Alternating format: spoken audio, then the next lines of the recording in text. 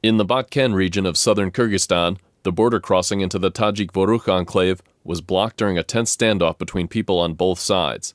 The tensions began after a Kyrgyz-owned tea house on disputed territory caught fire in an incident that is under investigation as possible arson. The area has poorly defined borders and has seen frequent confrontations between Kyrgyz and Tajik citizens. In the Georgian capital, Tbilisi, supporters of former Prime Minister Vano Mirabishvili protested against the treatment he said he received while in detention. Mirabishvili said police removed him from his cell in recent days and threatened to arrest his friends and relatives unless he offers information on the 2005 death of then Prime Minister Zurab Zhvania. Mirabishvili is facing charges of abuse of power, embezzlement, and covering up a murder.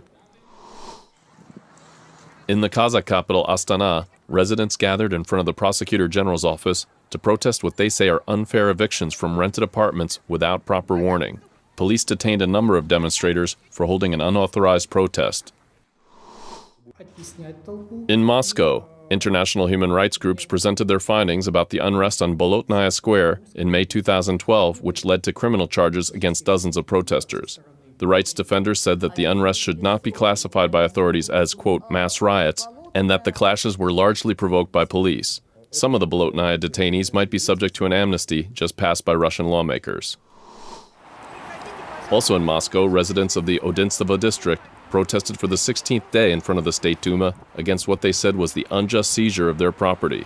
The protesters said local authorities seized valuable properties in the expensive Rublyovka district with the support of corrupt local courts. The residents have been taking part in rotating hunger strikes to call attention to their cause.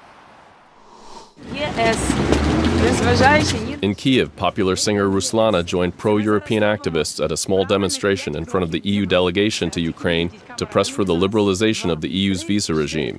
The demonstration was part of the larger protests of the past 3 weeks, which erupted in response to the government's decision to scrap closer ties with Europe. In Peshawar, northwest Pakistan, a girls' sports league celebrated the opening of its season. Some 200 young athletes from Khyber Pakhtunkhwa province will compete in 16 different sporting events. And that's the video roundup from Radio Free Europe, Radio Liberty.